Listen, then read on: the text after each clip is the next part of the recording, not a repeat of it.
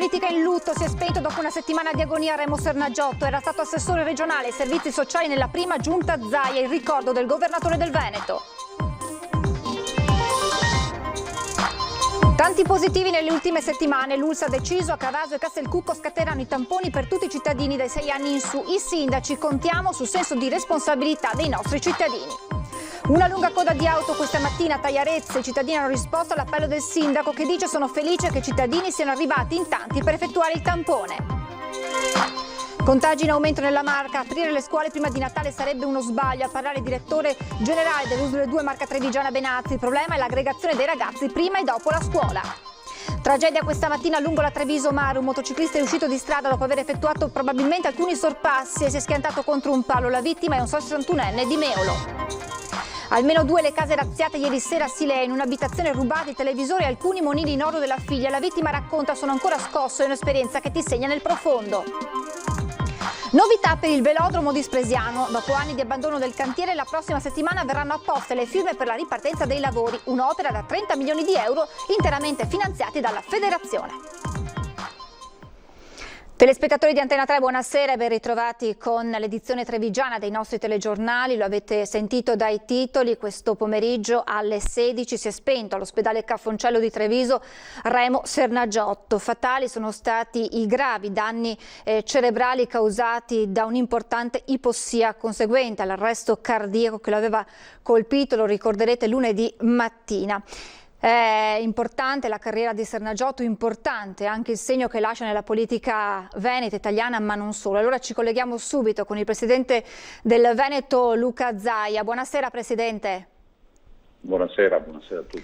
Presidente, lei aveva scelto Remo Sernagiotto come suo assessore nella sua prima giunta. Che politico era e che uomo era Remo Sernagiotto?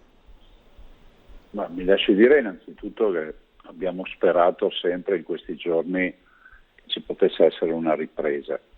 Si sapeva che la situazione era complicata da quello che era dato a sapere, però la notizia comunque è arrivata come un fulmine, nel senso che io non me la sarei aspettato che poi l'epilogo fosse proprio questo. E di Remo ricordo la solarità, il sorriso, la positività, una persona sempre positiva, sempre propositiva. Per lui c'era sempre una soluzione. E poi l'energia, cioè un uomo di un'energia paurosa. Io ho avuto la fortuna di conoscerlo prima da capogruppo in regione e poi ha fatto l'assessore nella mia prima giunta, si occupava del sociale, e devo dire che poi Remo aveva un rapporto affabile con tutti, ma è poi un lavoratore, un grande lavoratore, questo va ricordato, cioè innamorato del suo lavoro e innamorato della politica. Lui c'era un vuoto. Portava avanti i suoi progetti con grande forza e determinazione. Ma sì, ma guardi, io ricordo di Remo in quei 4 anni che l'ho visto appunto da vicino, l'ho visto lavorare, insomma abbiamo lavorato assieme, insomma è sempre stata una persona determinata, ma sempre cortese, disponibile, sempre disponibile al dialogo, e poi di certo un gran lavoratore, che mi ricordo un uomo di un'energia paurosa, cioè un vulcanico anche per certi aspetti, e chi l'ha conosciuto capirà sicuramente dalle mie parole che questo è forse il sistema migliore per descriverlo caratterialmente, per come ovviamente lo si possa aver conosciuto nell'ambiente di lavoro. Questo era Remo. Mi permetto di fare le condoglianze e esprimere la mia vicinanza alla signora e ai figli e ovviamente a tutta la famiglia, a tutti i parenti, a coloro che gli hanno voluto bene. Ovvio che a 65 anni si può solo parlare che di morte prematura, non ci sono altri termini. A 65 anni c'è ancora una vita davanti e direi che quello che è accaduto è inaspettato, cioè ci porta anche a fare delle riflessioni sul senso della vita, sul senso dell'impegno e molto altro ancora. Pensare che Remo non ci sia più, che quell'energia non ci sia più, comunque fa riflettere. Lei lo ha detto, lascia un vuoto incolmabile come politico e come uomo. Ma sì, ma lui, per chi l'ha conosciuto mi capirà al volo, lui comunque se c'era si notava la sua presenza, era un vulcanico, sempre con idee nuove. Assolutamente Remo era così, mai fermo. Presidente, in una parola, Remo Scornaggiotto, per come l'ha conosciuto lei? Ma guardi, io mi ricordo il sorriso di Remo e assolutamente l'energia, ecco, una persona energica, questo sì, assolutamente, è una persona cortese, non l'ho mai visto parlare con toni accesi, non l'ho mai visto, almeno nel contesto nel quale abbiamo lavorato noi, perdere le staffe, insomma, cioè io ho un ottimo ricordo. Presidente Zaia, io la ringrazio per questo Grazie suo a voi. ricordo, grazie davvero, buon lavoro, a risentirci, buona serata. Grazie. Il ricordo del Presidente Zaia, il ricordo di Remo Scornaggiotto, e adesso invece ci colleghiamo con l'avvocato Fabio Crea, portavoce della famiglia Scornaggiotto. Tra poco dovremo avere appunto l'avvocato Crea per un ricordo di Remo Scornaggiotto. Vedo che si sta cercando di ripristinare il collegamento con l'avvocato Crea. Vedo le immagini. Avvocato, mi sente? Sì, la sento bene, purtroppo la luce, sono qui fuori casa di Scornaggiotto, non è delle migliori. Non si preoccupi, io la ringrazio, avvocato, perché è un momento davvero difficile per lei, che è appunto vicino alla famiglia di Remo Scornaggiotto, che fino alla fine aveva creduto in un miracolo che purtroppo non c'è stato. Ma si rimane aggrappati ovviamente per chi ha l'amore, per chi amava e per chi ama Remo, che siano gli amici, che sia la famiglia totalmente affranta. Ovviamente la speranza è l'ultima a morire, anche se aveva la piena consapevolezza delle gravissime condizioni già conseguenti già da lunedì all'arresto cardiaco che aveva avuto. Il Presidente Zaia ha appena detto che la morte di Remo Scornaggiotto lascia un vuoto incolmabile per com'era, non solo come politico ma proprio come persona.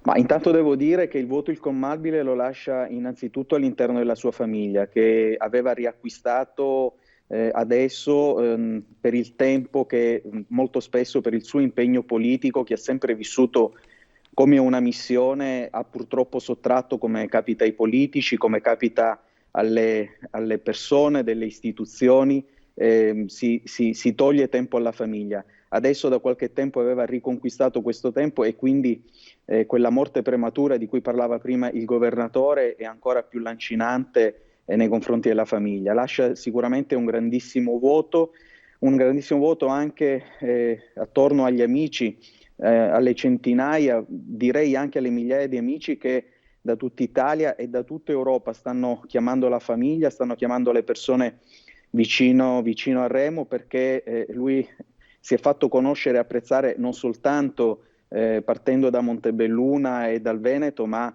anche in Europa.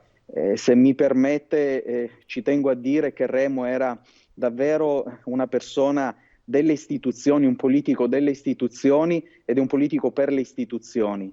Remo non amava i salotti, questo un po' glielo rimproveravamo, ma amava stare tra la gente ed era davvero la persona, il politico che io ho conosciuto nella mia carriera politica, l'unico uomo, la persona che più di ogni altro, il politico che più di ogni altro riusciva a essere tra la gente e a capirne i bisogni e le necessità. È stato sempre eletto con migliaia di voti e di preferenze proprio perché la gente vedeva in lui la persona verso la quale orientare quelle che erano le proprie necessità. Io penso che oltre alla sua famiglia, ovviamente tanti amici, ma soprattutto tanti di coloro che hanno condiviso un percorso politico devono dire solo grazie a Remo, anche coloro i quali per un certo periodo gli hanno voltato le spalle e gli hanno urlato dietro.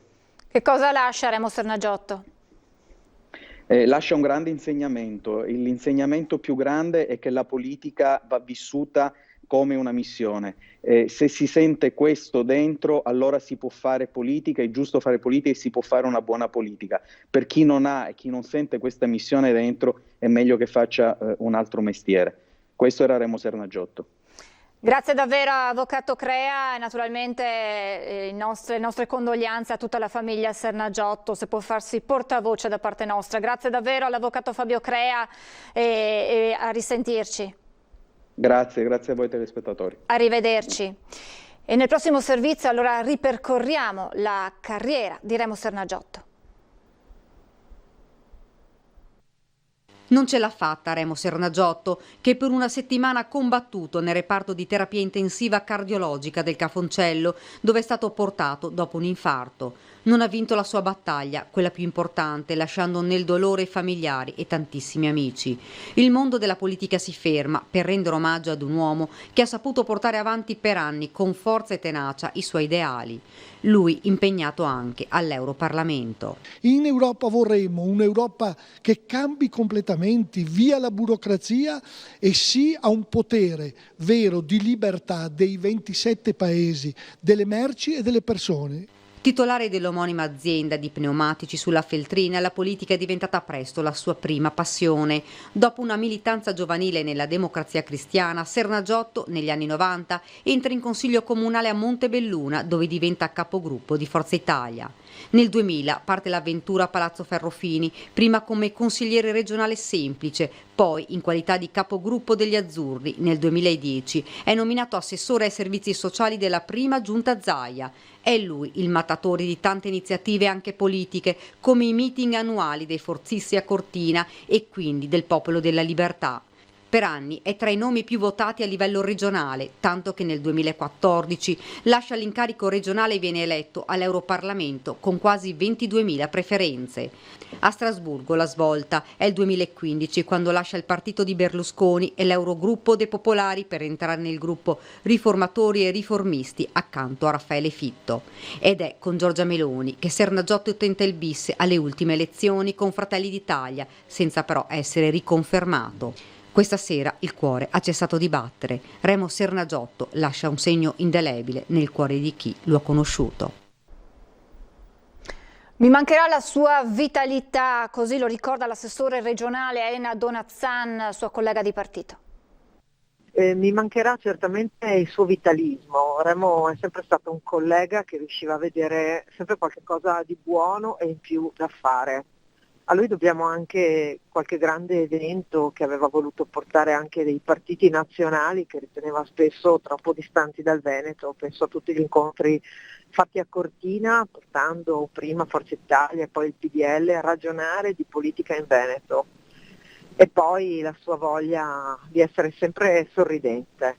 Con la politica perde una parte di vitalità e di vitalismo che ci ha aiutato in tanti momenti anche a guardare il bicchiere mezzo pieno e non sempre dalla parte più triste e più scura. Se dovesse pensare a lui oggi, come lo descriverebbe? Ma con Remo aveva fatto la scelta anche di portare i conservatori europei e i riformisti a costruire una destra europeista. Aveva guardato in quella direzione e penso che fosse la direzione giusta, quella che poi oggi porta anche Giorgia Meloni ad essere presidente di quel gruppo. Ecco, un pezzo di quel risultato lo dobbiamo a lui e ce lo dobbiamo ricordare. Adesso invece il ricordo del sindaco di Treviso, Mario Conte. Una perdita di un personaggio che ha ricoperto ruoli importanti nella politica e nelle amministrazioni regionali e nazionali e anche europee, un politico che ha lasciato segno nel proprio territorio e quindi la volontà di manifestare la vicinanza alla famiglia in particolare per questo momento di grande dolore. Passiamo adesso alla pagina dedicata all'emergenza coronavirus. Nei prossimi 2 fine settimana screening di massa tra la popolazione di Castelcucco e Cavaso della Tomba, dove si sono registrati numeri preoccupanti di positività. Come paesi siamo sopra la media, della provincia in base a un algoritmo. Un'elevata incidenza di positivi sul totale della popolazione, numeri importanti che hanno spinto l'USL 2 in accordo con i sindaci di Castelcucco e Cavaso a procedere ad uno screening di massa della popolazione. Sabato 5 e domenica 6 dicembre toccherà ai cittadini di Castelcucco. Nelle prossime ore verrà decisa la complessa macchina organizzativa. La previsione è quella di riuscire a tamponare 2000 persone in 2 giorni, significa 100 persone ora e quindi lì bisogna andare via molto ben organizzati.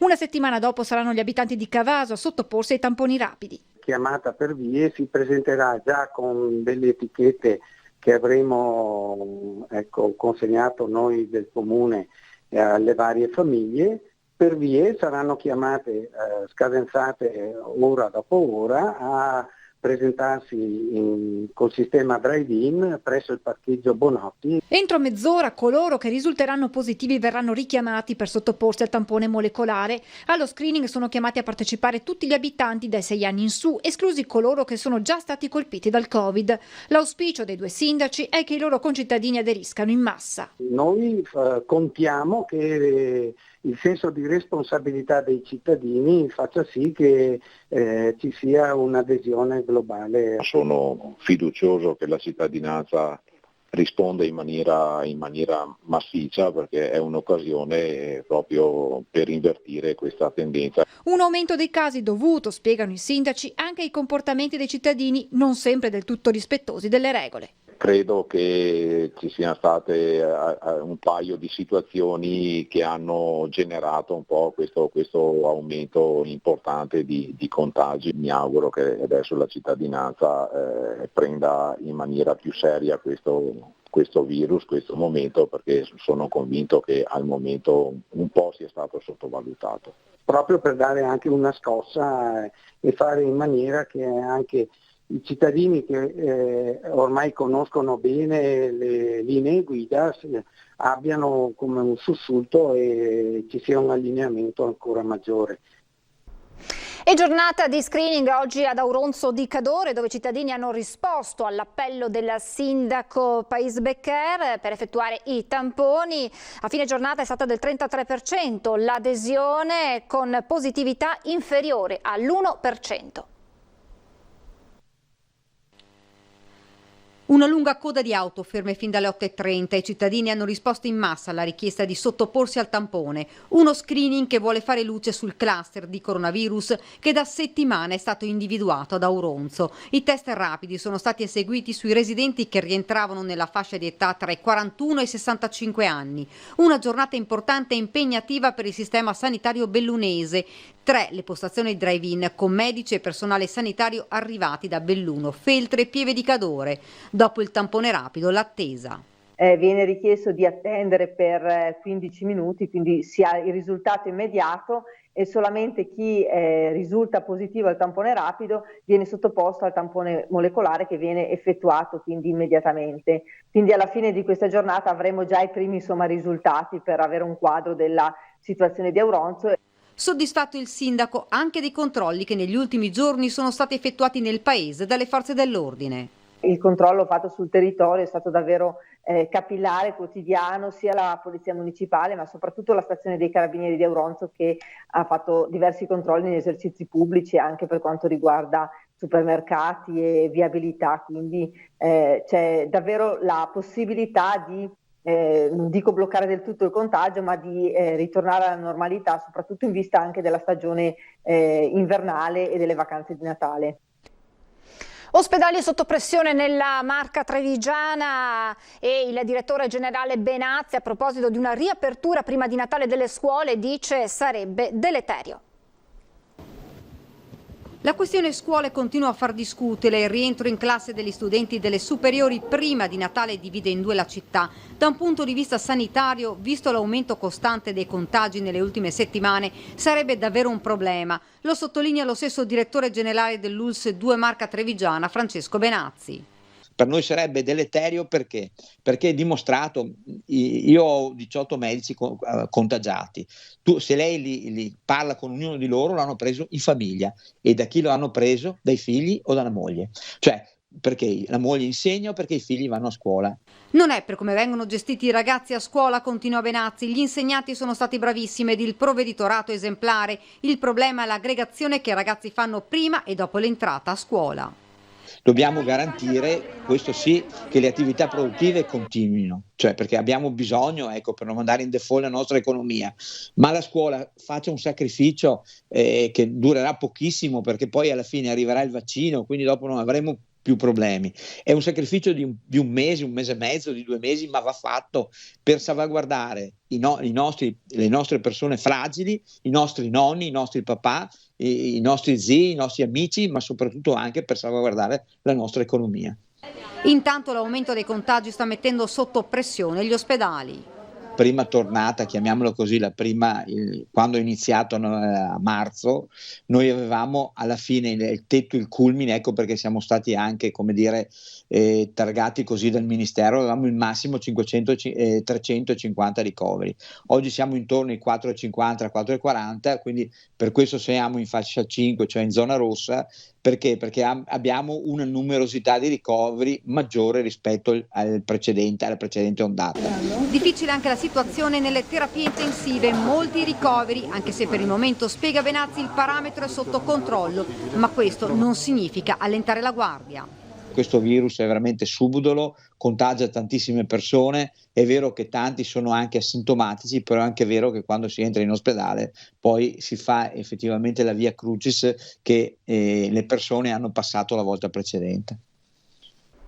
Torniamo a parlare della decisione del Comune di Arcade di annullare per il 2021, visto la situazione della pandemia, il tradizionale pane vin, il più grande della Marca trevigiana. Dalle Pro Loco l'appello però a trovare delle soluzioni alternative per non cancellare completamente queste tradizioni, e un arrivo potrebbe arrivare dai social. Sicuramente anche noi stiamo stimolando le Pro Loco anche per tutte queste iniziative di utilizzare al massimo i social. Un appello del presidente dell'Umpli Veneto Folladoro a utilizzare i social per non spegnere le tradizioni come quelle dei panevin. Ieri la decisione del Comune di Arcade di non accendere nel 2021, data l'emergenza Covid, il falò più grande della Marca. Una decisione inevitabile, il rischio assembramenti è troppo elevato, ha detto il presidente del Veneto Zaia. Ma le Pro Loco non si arrendono e cercano soluzioni alternative per mantenere viva la tradizione dei panevin. Vogliamo che tutti rispettino le misure di sicurezza, la salute è la cosa più importante, quindi quest'anno non potranno svolgersi come gli anni scorsi, sottolinea Follador, che però poi aggiunge. A mantenere la tradizione, almeno come simbolo, come segno, quindi magari cose molto piccole, riservate, cioè a invito. Quindi panevini in forma ridotta, con pochi partecipanti e soprattutto condivisi sui social, strada intrapresa anche da molti sindaci trevigiani in occasione dell'accensione degli alberi di Natale nei loro comuni. E in questa direzione va pure la decisione presa qualche giorno fa dal Consorzio Quartiere del Piave, che si è trovato a discutere dell'accensione che ormai da 20 anni avviene in contemporanea alle 20 di 40 falò nei comuni delle colline del Prosecco. È stato deciso di mantenere questa tradizione. Però a questi panevin saranno presenti solo i dirigenti delle Pro Loco, il sindaco, cioè pochissima gente, ma è già importante far vedere che ci sarà il suono delle campane, vedere che siamo vivi, siamo qua. Social che stanno diventando la vetrina anche per altre iniziative tradizionali come le feste del radicchio. Non si possono fare come le facevamo sempre, si cerca anche qua di fare al limite qualcosina di molto ridotto, di molto ristretto, molto attraverso i social. Ed è quello che è successo oggi per la quarta festa del radicchio di Spresiano, il tutto in diretta Facebook con tanto di taglio del nastro virtuale. 3, 2, 1, eccoci qua. Inaugurazione fatta. Ci fermiamo per la pubblicità, tra poco.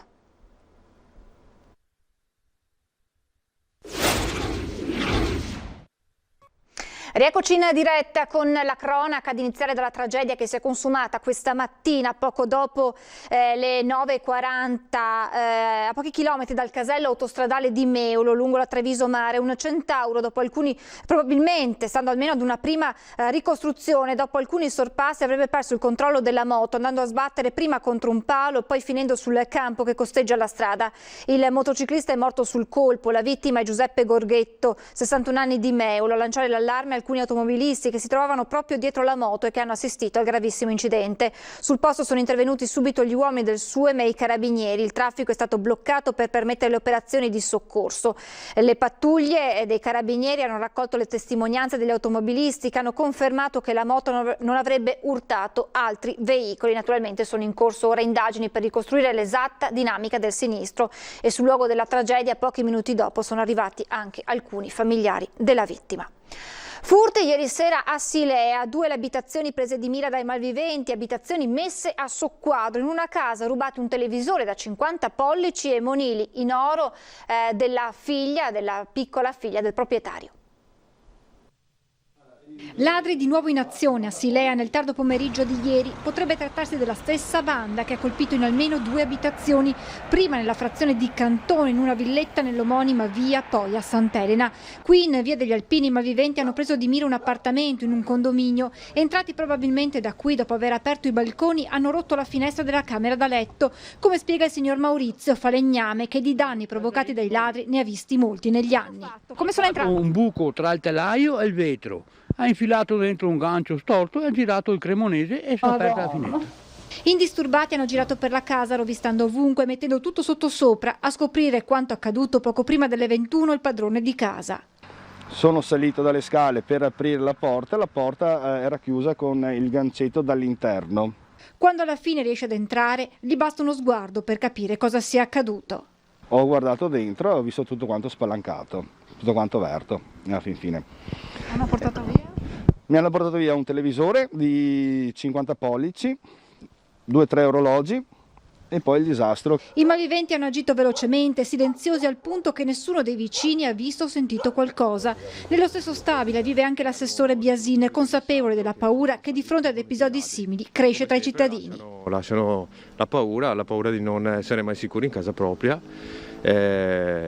Tra l'altro usando tecniche incredibili perché sì, ieri sera ci sono addirittura portati via un televisore 50 pollici che dici ma come mai? Eravamo tutti a casa per cui rumori non ne abbiamo sentiti e sì, le persone sono spaventate. Un'esperienza che ferisce nel profondo chi la vive. Questa notte no, assolutamente no, non ho mai dormito. Quella di oggi sarebbe dovuta essere una giornata di festa, ma dopo quanto accaduto è difficile sorridere. Non posso più festeggiare, esatto. Ho preferito lasciarla con la mamma perché sono proprio veramente imbarazzato, sono turbato, anche perché entrano a casa tua, poi hanno rovistato sulla camera di mia figlia i giocattoli che ha portato via tutti gli orecchini, quelle cose lì, che erano cose che gli avevo regalato io e lei li custodiva bene nei suoi cassetti. E il presidente dell'associazione Furti in Corso sottolinea come stiano aumentando in modo preoccupante i colpi nelle ultime settimane e come insieme a questi cresca anche la rabbia dei cittadini.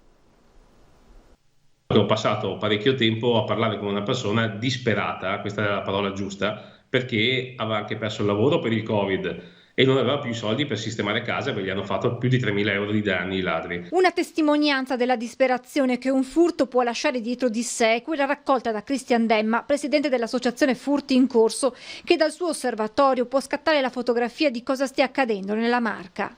Sto passando mezz'ora a provare post di furti e tutti abbastanza un po' rocamboleschi, nel senso con tutti che hanno trovato grossi danni. Una risposta al bisogno di sicurezza dei cittadini arriva proprio dall'associazione che per il secondo anno ha organizzato un servizio di vigilanza privata autofinanziato dai cittadini.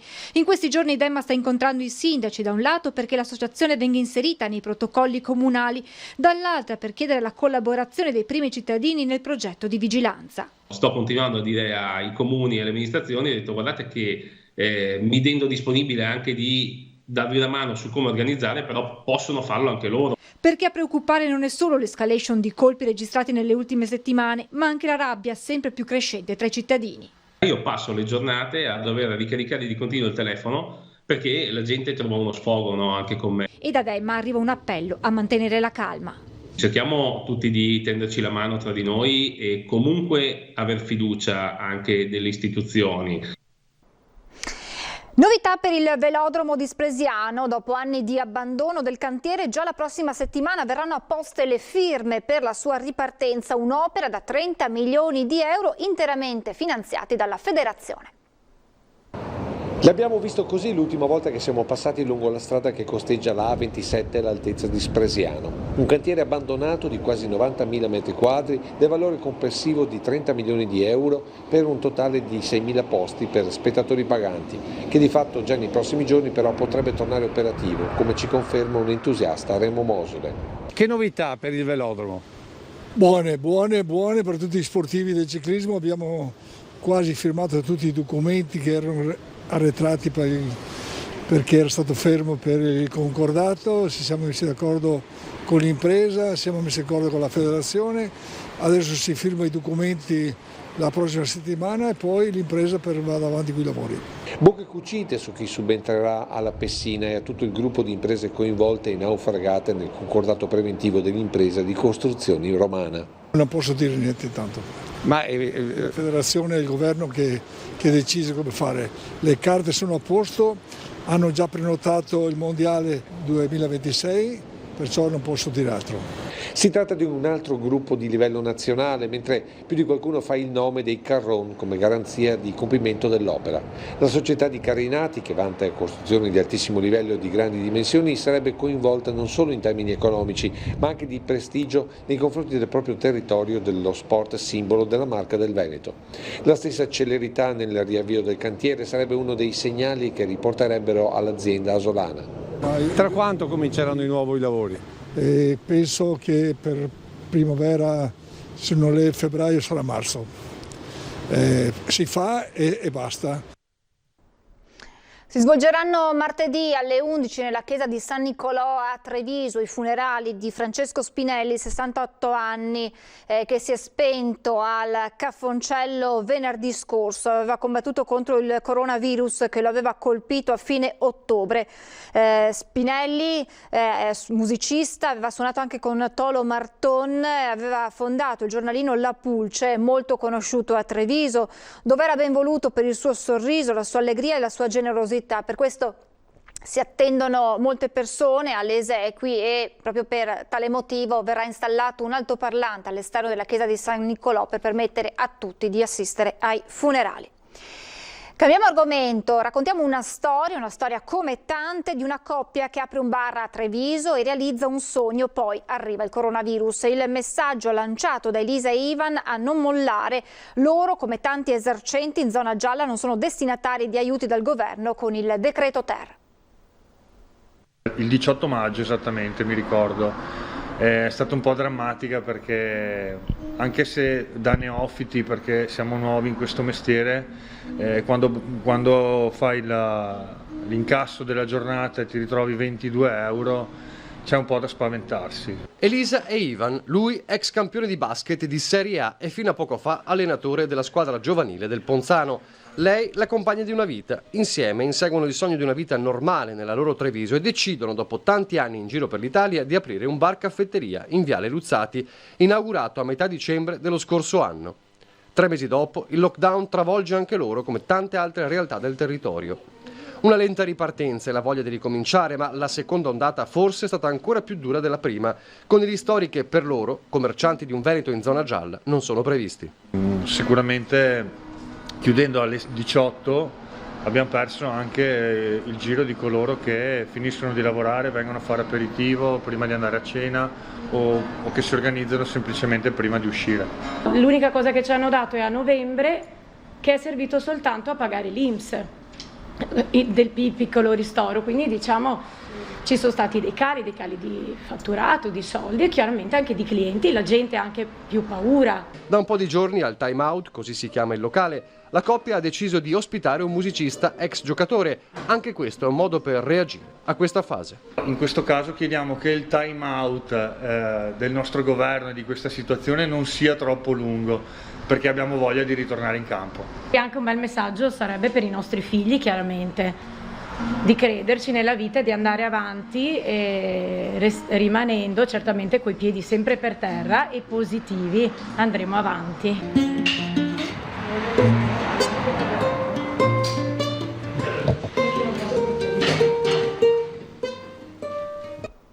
Ed è tutto per questa edizione, vi lascio come sempre le previsioni del tempo, grazie per averci seguito e buona serata.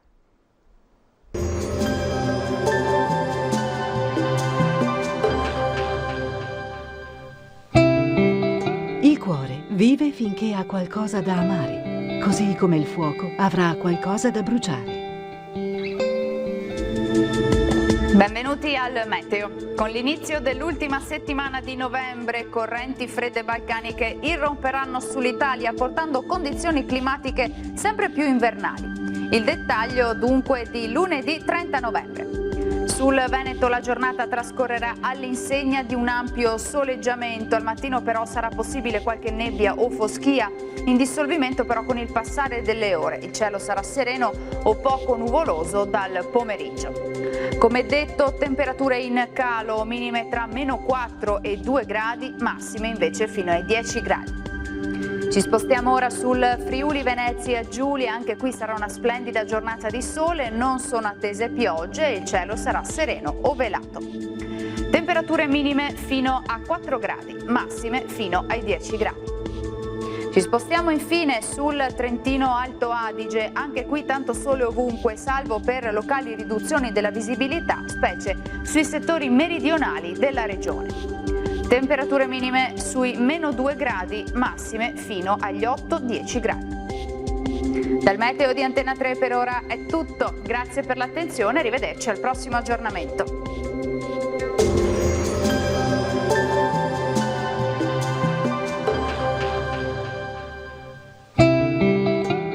Il talento è scintilla, il genio, fiamma.